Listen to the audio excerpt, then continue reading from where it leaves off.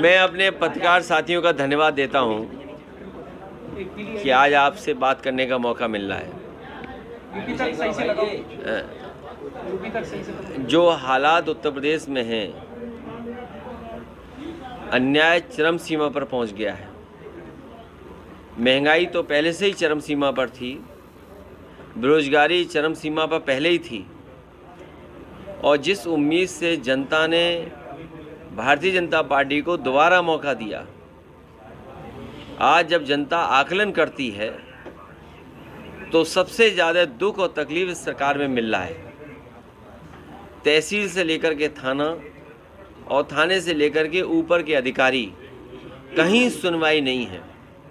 और जब सुनवाई नहीं है और अधिकारी निर्णय नहीं ले रहे हैं, सरकार का अगर दबाव है, तो किसी भी आम व्यक्ति को न्याय नहीं मिल पा रहा। जब अधिकारी मनमानी करेंगे और भारतीय जनता पार्टी के नेताओं के दबाव में काम करेंगे, तो कभी भी गरीब जनता को न्याय नहीं मिल सकता।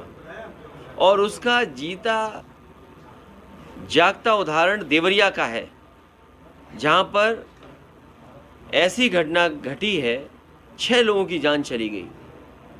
अगर कोई दोषी है उस घटना के लिए, तो वो सरकार स्वयं दोषी है। अब भारतीय जनता पार्टी उसमें लगातार राजनीति कर रही है। ऐसी घटनाओं पर राजनीति नहीं करनी चाहिए।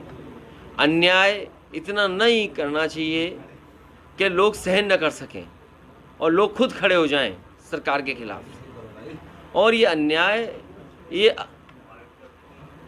कहीं ना कहीं सरकार के दबाव में ये अपराध हो रहा है। ये अन्याय नहीं बचा, अपराध हो रहा है। और सुनने में आ रहा है कि भारतीय जनता पार्टी के लगातार नेताओं की कोशिश है कि इससे राजनीतिक लाभ लिया जाए। राजनीतिक लाभ लेंगे अगर आप, तो घटनाएं बढ़ेंगी, कम नहीं होंगी। लेकिन जिस तरह से ईडी लगातार छापेमारी कर रही, कल अबू आदमी के ठिकानों पर भी हुई, संजय सिंह को भी गिरफ्तार किया गया, आपको क्या लग रहा है, क्या इसका भी कोई राजनीति? देखिए, जो सरकार में रहता है वो इन संस्थाओं का इस्तेमाल करता है। पहले कभी इस्तेमाल हुए होंगी ये संस्थाएं। आज भारतीय जनता पार्टी की सरकार है, लेकिन भारतीय जनता पार्टी ने सब सीमाएं लांघ दी। वो केवल अपने वोट के लिए, दूसरे लोगों को अपमानित करने के लिए ईडी, सीबीआई, इनकम टैक्स का सहारा ले रहे हैं।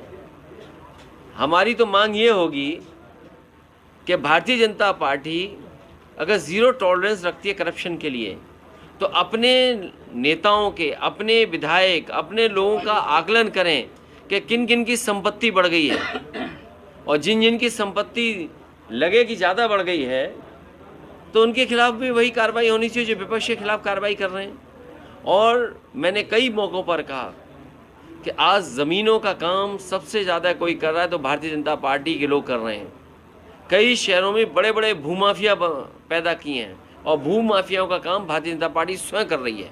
लखनऊ में, कानपुर में, आपके अयोध्या में, गोरखपुर में, वाराणसी में आप जानकारी कर लें, और सरकार जब भी जांच करेगी, सबसे ज़्यादा ज़मीनों का और सबसे ज़्यादा खिलवाड़ कागज़ों से और भूमि माफिया के रूप में कोई उभर कर के आ रहे तो भारतीय जनता पार्टी स्वयं है। और अन्याय की सीमा आप देखिए, क्या कानपुर की घटना नहीं हुई? एक किसान की ज़मीन लिखवा ली, 6 करोड़ का चेक दे दिया, बाद में उस गरीब आदमी से चेक वापस लिया, चेक फाड़ दिया, उसे आत्महत्या करनी पड़ी। उसे कौन बचा रहा है? भारतीय जनता पार्टी के नेता बचा रहे हैं। इसी तरह कानपुर में एक व्यापारी को इतना मारा सिख भाई को कि उसकी आँख चली गई। कौन था वो? भारतीय जनता पार्टी का कार्यकर्ता था। इसी तरह और जगह अगर आप देखोगे, सबसे ज़्यादा अन्याय इनकी सरकार में हो रहा है। आज ही खबर पड़ी है कि कानपुर देहात में भी और कानपुर में 2 पक्ष में झगड़ा हुआ, 2 लोगों की जान चली गई केवल ज़मीन के विवाद में। सरकार को ये देखना चाहिए कि जो जहाँ पर ज़मीन को लेकर के विवाद हो रहा है या विवाद से जान जा रही है, आखिरकार वो अधिकारियों को कितनी एप्लीकेशन दे चुके हैं।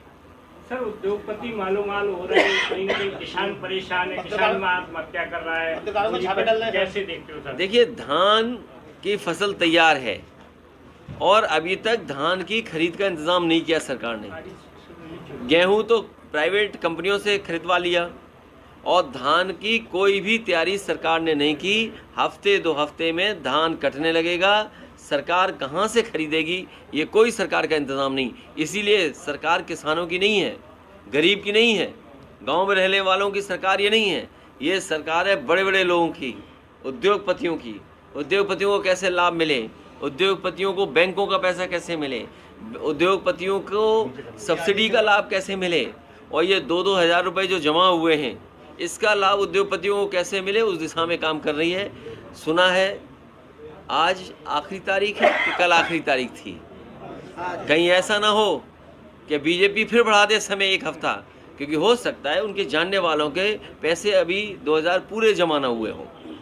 तो जिस तरह से मध्य प्रदेश में चुनाव है, क्या समाजवादी पार्टी कांग्रेस के साथ चुनाव लड़ेगी? देखिए, समाजवादी पार्टी बीजेपी को हराना चाहती है और समाजवादी पार्टी से कांग्रेस सहयोग ले और बीजेपी को हराए, उस दिशा में समाजवादी पार्टी काम कर रही है। भैया, जिस तरीके से बीजेपी और कांग्रेस में पोस्टर वॉर चल रहा है, बीजेपी ने नए का रावण बताया राहुल गांधी को, तो भाई कांग्रेस कह रही है कि मोदी ये तुगले आंसर। कैसे? देखिए, ये विवादों में नहीं पड़ना चाहिए। सही मायने में किसान का भला हो, गरीब को सुविधा मिले, और जो स्वास्थ्य सेवाएं ठप हो गई हैं कम से कम स्वास्थ्य सेवाएं बेहतर हों। आज गरीब को किसी अस्पताल में इलाज नहीं मिल रहा, गरीब कहीं पहुंच जाएगा किसी अस्पताल में, इलाज उसको नहीं मिल रहा। भैया जी 2024 में जैसे